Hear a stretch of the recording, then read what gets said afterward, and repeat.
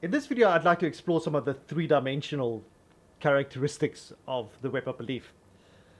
Now, just to recap a little bit, the starting point essentially is that we have these nodes. These are little beliefs, ideas that we might have of the world, like apples exist. Might be a good idea that we have about the world. One might disagree with that or agree with it, but we have all these ideas and they exist within the space of cognition. So the best way to think of the space of cognition is that we might have a different idea that apples don't exist. And I'm going to put that in red as an antinode. So these two ideas are connected by negation. So we can think of all of these nodes as being connected by these chains of logic and reasoning. And just specifically, these two nodes would be connected by this negation. I'll draw a couple more over here. There we go. So I don't know if it's possible to see, but the red and the green over here negate each other. So apples exist, apples don't exist. One of the rules of logic that we'll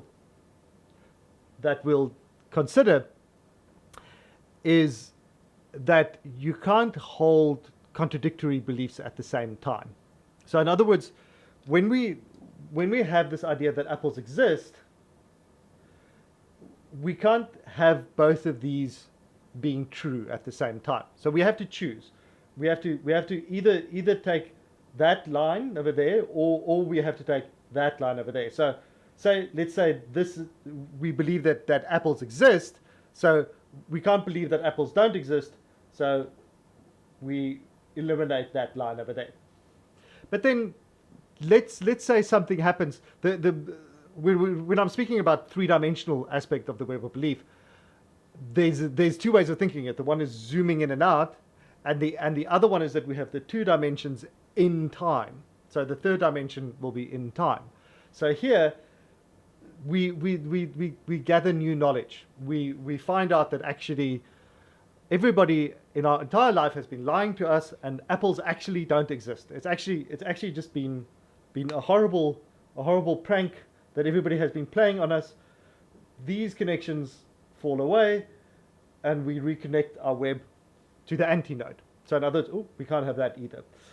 So now we have to reconfigure our beliefs to eliminate the idea that apples exist, because clearly that's irrational, and nobody in their right mind would believe that apples exist. That's clearly nonsense. So that's one three-dimensional aspect of the web of belief, is the way that we can update our beliefs through time. And this whole notion of not being allowed to have both of those ideas is a very central concept in logic that allows us to think about our thoughts, in essence. So there are some logics that have this notion of suspension of belief, but we'll see later on that idea causes a lot more problems than it solves. So it might seem appealing to have this notion that, oh, well, if I don't have any evidence for something, I'm just going to suspend my belief. I'm just going to hold off on that. But it will become clear that doesn't actually. It makes sense superficially, but as I say, it creates more problems than it solves. But we'll get into that later. But essentially, this is the one possible third dimension. So essentially, we can have more than one third dimension here. So the other third dimension that we can think of is the zooming in and zooming out. And here, the best way to think of it is just that we have this web of belief that's sitting within cognition, and as we are updating our beliefs, this web is kind of shifting. So it need not always be to a contradiction that causes a shift like that. It can sometimes just be that our focus shifts, our attention shifts, our memory. We forget what we were going to do when we get into the kitchen, and our web of beliefs that we are conscious of at any one point in time doesn't fill up the entire space, but it's constantly moving through the space of cognition. Of one can think of it as the space of things that we could believe, that is perceptually available to us, or that's cognitively available to us. So sometimes we can learn new things and expand our conceptual space. That should go outside there. Well, sometimes we can forget things as well, and the boundary can cut in on the inside there. So essentially, the space is movable and flexible. Within, I'm gonna draw this one over here, so that's when we completely forget things. I'll say, but essentially our view can shift in that sense. Now the other way to think of that expansion of the web of belief, or the expansion of cognition, is just to see cognition as always as an outward looking thing. It's considering the real world, but it's not the real world.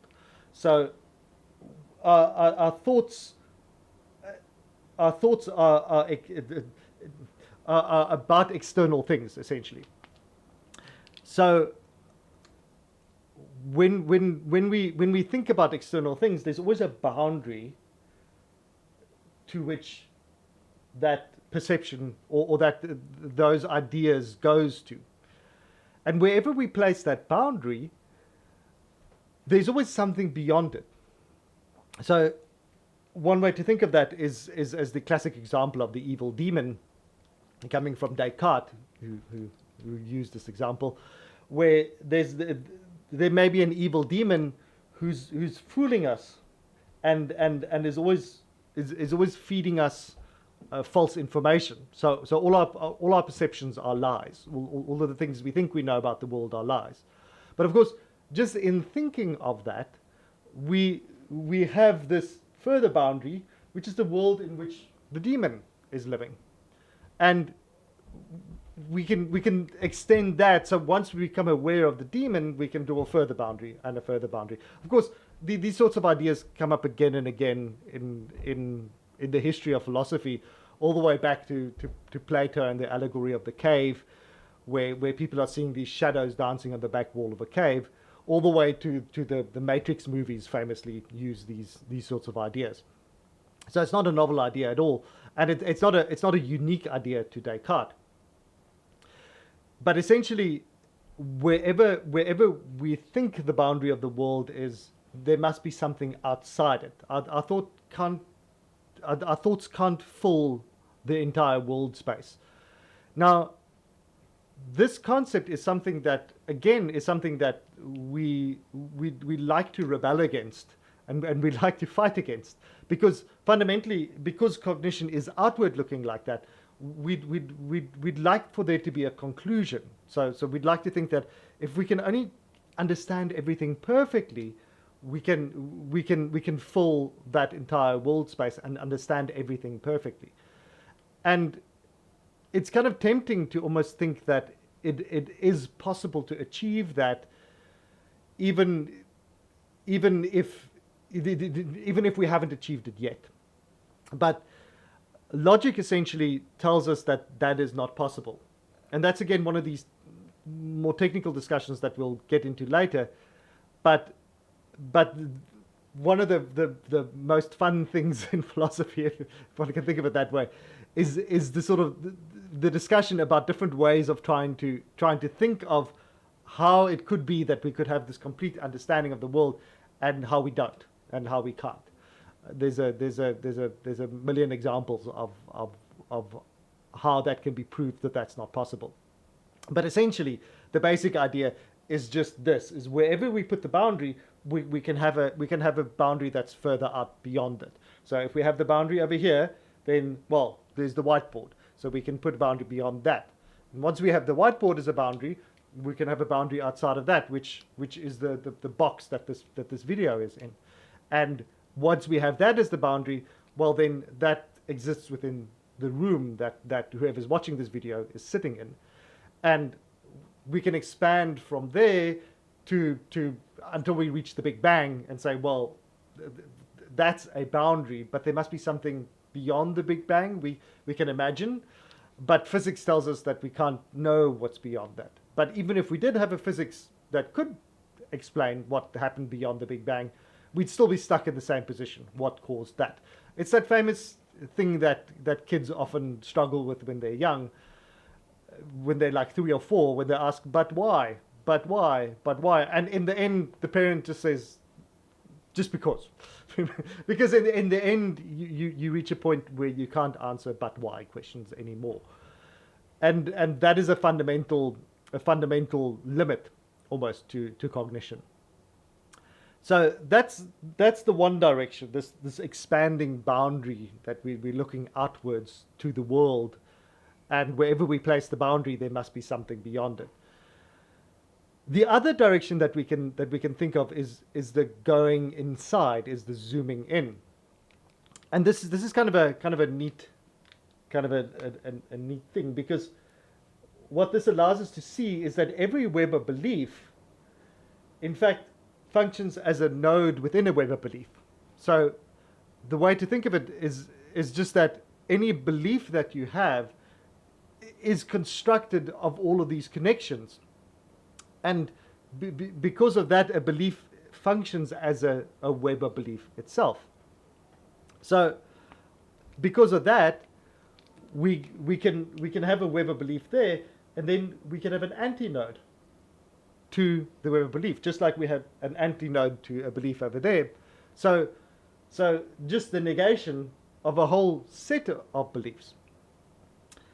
So once we kind of understand that, the whole notion of methodological doubt that Descartes introduced becomes sort of available to us, where Descartes essentially goes through perception and knowledge and ideas and sort of introduces doubt into each one of these things.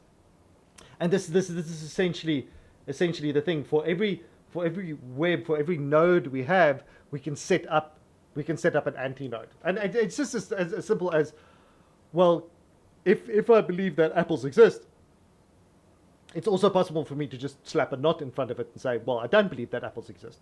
So for any belief, you can negate it in that sense. Doesn't mean that makes sense, or that it's true, or that it's well founded.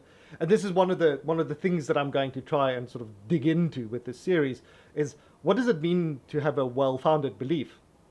But for the moment, the essential thing is just that it is possible for us to doubt it.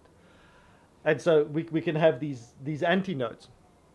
But essentially, one of the things that Descartes then introduces is this phrase, which isn't directly in Descartes, but essentially it comes from Descartes, where he says, dubito ergo cogito ergo sum. I doubt, therefore I think, therefore I am. So what's really nice about this is that it introduces a certainty into our thinking which almost defies this problem of the expanding picture. Because what he's saying is that I doubt, therefore I think, therefore I am. So because we can't have a node and an antinode at the same time, whenever I have a picture like this, it constitutes a thought. So what I can't have is a node inside our cognition that says, I don't think. Because this node is the same, well, this node exists as a negation of thought, but it is a thought. Every node here is a thought. So we can't have an antinode to thought itself. We can't construct an antinode to this whole picture of cognition looking out into the world. It's not possible to, let's put an antinode to this whole thing over there. That's not possible. So in other words, this whole picture itself is almost a necessary truth. It's something that has to exist. So the picture isn't quite so dire as it may seem. Even though we can zoom out infinitely, we can't escape the whole notion of cognition itself, because we have to be cognizant in order to think about cognition. And that's the whole beauty of cogito ergo dubito ergo cogito ergo sum. I doubt, therefore I think, therefore I am. So our existence as a thing in itself is something that we can't doubt either, because in order to think you have to exist at least, and from there you can then place that as a kind of a bottom elephant.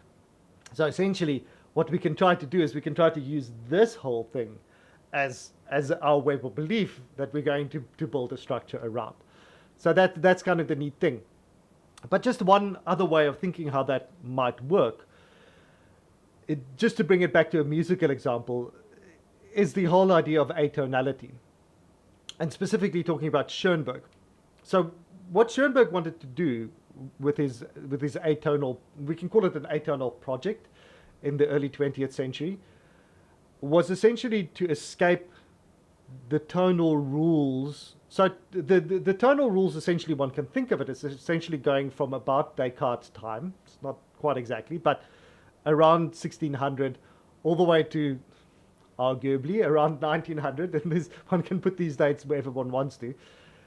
But essentially tonality is the set of and I don't want to call them rules, but a sort of narrow way of dealing with tones and their relationship. So do, re, mi, and the relationship of different tones to other tones. So for example, where you typically in the classical period have music that starts in the tonic, that starts in the tonic tonality, and then modulates to the dominant, and then by the end of the piece works its way back to a dominant tonic kind of things. So essentially that notion of a set of rules of moving about things within the tonal space is something that became quite restrictive, and almost it's difficult to call them rules, because at all times when these things were being set down, it really was a simplification of things that came before, of late Renaissance harmony, that became really complex. So these rules were ways of taking those complex, sometimes muddy. If one thinks of Renaissance polyphony and the way that tones sort of interweave like that with each other, modal theory essentially allowed us to interweave tonalities in that kind of way. And one way to think of tonal theory, of classical tonal theory, is to simplify all of that. Just the same way as one takes this sort of complex interweaving of sounds and melodies and themes and sort of narrows it down into these sort of more chordal, more simple melody and accompaniment kind of ideas that is easier to understand. In the same way, maybe that we're taking this muddy complex of ideas and thoughts and nodes within a concept space, and we're trying to narrow it down. We're trying to create a nice, simple, easy to understand web of belief. Tonal theory can be seen as something similar to that, where we're narrowing down these interweaving tonal concepts. So essentially, the problem with that is that it becomes static. Now, again, as I'm saying, at all times when this was going on, when these sort of tonal theories was being developed, there was always pushback and people exploring the boundaries and stretching it. But just as a rough overview, that's one way of understanding it.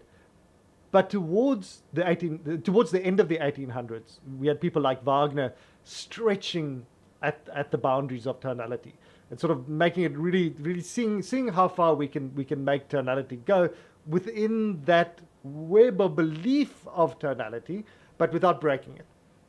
And essentially, Schoenberg's atonal project can be seen as sort of a counterpoint to that, where he was essentially trying to create something that was not cognizant of the tonal rules. Or perhaps a better way of thinking of it was a way to construct music without worrying about tonality. And tonality here is just that center of gravity of music, where the music tends towards a do. So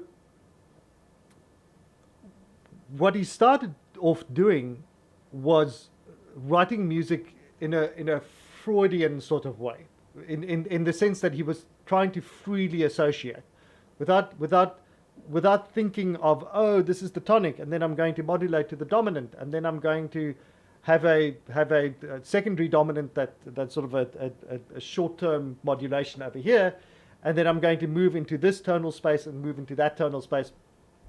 Essentially what he was saying is, no. I'm just going to write whatever note I feel should come up next, essentially.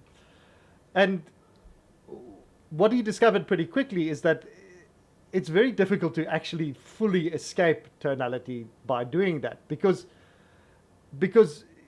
you're creating these tonal structures just by connecting tones together. So it's like trying to have just loose nodes all over the place that you believe are true without the connecting logic. But the nature of the beast, essentially, is that as soon as you put a node, it wants to connect. It's got a like an attraction to other nodes, and it wants to connect to other nodes. So in order to create this atonal picture more exactly, essentially what he thought of doing was to create a way of composing that's just based on pure structures. And this is essentially what the serial or dodecaphonic project is all about. So where he essentially said, okay, we're going to have all of these tones, and in order to avoid privileging any of them, so in which essentially is the whole notion of connecting them to other ones. So in other words, in internal theory, if you're going to have one note as do, then another note is going to be so, and that's going to make a connection between them. So as soon as one note becomes dominant, in a sense, it becomes the tonic. and so essentially, as soon as one note sticks out, it tends to take on a tonal function. And because that note takes on a tonal function, the other notes take on functions in relation to that. So the way that he thought of doing it, was essentially making it so that none of these nodes, these tonal nodes, stick out in any way. That's essentially the idea. And so in order to do that, he thought of, maybe if we take this little picture here, and instead of making a web of beliefs here, I'm just gonna erase all of this as well. Do this over here. And so what he thought of doing was essentially creating a sort of a space of alternative nodes. So I'm just gonna this is an exact illustration of how 12-tone theory works, but essentially I'm just gonna do it like this. Every node, say, has an antinode, but that's placed at a regular sort of space from it. So in other words, we're tiling the plane essentially with ideas here. We're creating a second web. Well, it's not a web. It's a structure of beliefs. So we can maybe just see a series as being this structure of beliefs here. There we go. And I'm just going to draw this over here. So instead of a web now, this structure is a static. One can think of it like a building block. So this static building block, which is then related to another static building block over there. And then, of course, try and draw this nicely. Then, of course, what we can do is we can fill the space. We can tile the space with another set of. Now I'm going to try and put them in the same order here. we can fill the space with another building block over there. This needs to be over this side. That needs to be over that side. It's not going to be exact because but we got another structure. So in other words, this creates sort of like a picture of the space over there. It's not exactly pretty, but one gets the idea. So instead of having these webs of beliefs that are connected by logic, you have this web of tones, I'm going to call them, that is connected by static structural elements. So I mentioned in the previous video that my understanding of the web of belief is as a tensegrity network. So one way to think of this would be that it's a compression network. Essentially that, because here, one of the rules of dodecaphonic music is that, well, one of the very basic rules is that you're going to have a set of notes, and these are not notes, these are just labels. It's going to be A, B, C, D. These are just labels. They can be anything. But essentially, the whole theory would be that we can't repeat the A again until we've gone through the whole series. So in other words, we have to go A, B, C, D again. Now, there's a whole bunch of little accommodations that's made to this rule. So for example, we can turn it and we can shift it and we can even zoom in and out. So for example, one of the things that would be allowed would be to go D, C, B, A, which is just that one, just turned backwards, and it wouldn't really work really nicely here to invert this because I'm just using labels here, so we're not using pictures right now. But essentially one can think of it as just taking one of these static compression chains and just flipping it over, or turning it, tilting it. So we have that sort of operation where instead of having this tensegrity network where ideas are pulling on each other, this sort of static structure restricts us from putting an A over here. So that's what I mean by a compression network. This pushes that A out so that it has to be over there. That's essentially it's a push network rather than a pull network. Now, the essential thing that happens when you do that is you get 12-tone music, and 12-tone music is most famously 12-tone music is very effective music, but it's not exactly something that most people would call pleasant music. It's not music that sort of is immediately massively appealing. That one goes. There's a famous comedy thing where it goes to all the big hits of Schoenberg and Ribben. Essentially, it's not catchy music, and most people when they listen to that sort of music, it sort of induces a sense of fear. And the whole nice thing about it is that it actually is, as I say, it's very effective. So when you want to have that certain effect, for example, in a movie where you want to induce this feeling of fear, you can very reliably go to this 12-tone concept and just write music in that way to produce this kind of fear response. So it's very effective. It's very reliable. You can do it. I'm not gonna demonstrate it now, but I'll put some examples up. But one of the things that sort of emerges at the same time as 12-tone music and sort of grows up with 12-tone music is the recording industry. And this is one of these things where history of different technologies and different ways of going about things sort of influence each other and interfere with each other. Because as a musician, one of the ways that you can interact with 12-tone music is by listening to it repeatedly. And often for performers, this is the thing. You don't do a thing just once, and especially if it's 12-tone music, especially if you're singing it or something like that, it's almost impossible. Well, some people can probably do it the first time if they're very good at it, but for most people, you're going to have to practice it. So in other words, you're going to have to do it repeatedly.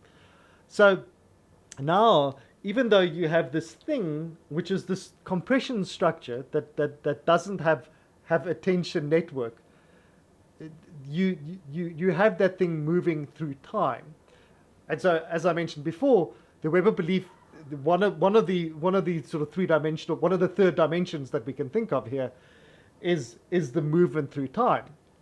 So that's sort of the classic counterexample to this, and one of the reasons why there were attempts of what was called absolute serialism, because with serialism they sort of modified the rules to keep to keep avoiding privileging one note over another, so that you avoid that tonal sense. And if you go to absolute serialism, you set rules for attack, and you set rules for volume, and you set rules for all the other elements in music, which kind of puts everything into this compression network, so that you can't use the fact that, say, every time you get that you use, say, A on the first beat each time makes it more prominent, even if you have all the other pitches coming in between. That the fact that happens each time on the first beat makes it more prominent, and so turns it into a tonal center. And so it's very difficult in practice to avoid having a tonal center, even if you construct things like this. But even if you do then go all the way out and create this absolute serialism where everything is controlled and everything is in a compression network, essentially, because you're repeating things and because you can listen to it repeatedly, because even if you're not a performer and you're not practicing this stuff, you can still go to the recording and listen to it repeatedly. So in other words, I'm not sure which color to use here. I'll use green. No, I'll use blue just to illustrate it. But essentially, what we have is, between these compression networks, we have a web of belief between the compression networks. So we have a sort of a tonality that gets created out of thin air, out of just this notion of out of just this notion of repeated listening. So in other words, you create this. I'm going to put it over here. Just this sort of box. This is the sort of structure, and you're going to compose not with that structure as a dynamic thing, but just with a fixed static structure. But essentially, what happens is that structure then itself becomes, actually, let me do it in green, becomes a node itself within the network. So essentially what we're saying is that is the same as this picture as the same as this picture over here, is that you can't create, even though you can create a node that at first glance itself doesn't appear to be made up of webs of beliefs. The node itself becomes a web within the time, within the time dimension, essentially. So this is again, just with this whole video, is just the whole idea of dimensionality. One of the main problems is that when we have a picture, I can only draw on 2 dimensions here, and when we imagine things, we can only really imagine in 3 dimensions. But one of the things that Einstein introduced was the whole idea of 4-dimensional space, that you have the 3 dimensions of space plus time. There are some people who disagree with this, and it's possible to argue about that. But essentially, it's very difficult for us to picture as sort of a 3-dimensional object moving through time. But this is essentially what we have here. And one of the reasons why we can fool ourselves into thinking that we can have these static truths, these static things that are conclusive evidence or conclusive beliefs that won't ever change, is because we picture it, and this is something that Ludwig Wittgenstein introduced, the picture theory of logic. But if we have these static pictures in 2-dimensional space of how logical ideas are connected to each other, it's gonna fool us. It's gonna make us think that there are things that are just true, that are incontrovertible. But that's not So I'm kind of contradicting myself here because I'm saying there are certain things which are incontrovertible, but there's specific type of things, and one of those types of things, they're types of things that have to exist in that four-dimensional space. So again, it comes back to the same picture here because we can't picture four-dimensional space. So if there are incontrovertible truths, they're truths that we can't imagine. And so it all relates back to the same picture again, where we're zooming out our view, and we can't fully place ourselves in that view. So we can come up with ways to manipulate, with mathematical ways to manipulate 11-dimensional space, like they do in string theory and stuff, but we can't picture it. There's no way that we can see it in our heads. So even if we do have a complete and consistent description of reality, we can't understand it. We can't, there's no way that we can have access to it. And so that's basically the point of this video, is that we can play around with the rules of the game as much as we like, but in the end, our best chance of understanding the world, our best chance of figuring out and maybe having a satisfactory view of the world is by having a dynamic view of the world, not a static view of the world. Because our static view is limited in the dimensions that we can consider, and the reality has always got more dimensions than that. So if we want to understand it, we have to move through it. We have to add time as that extra dimension.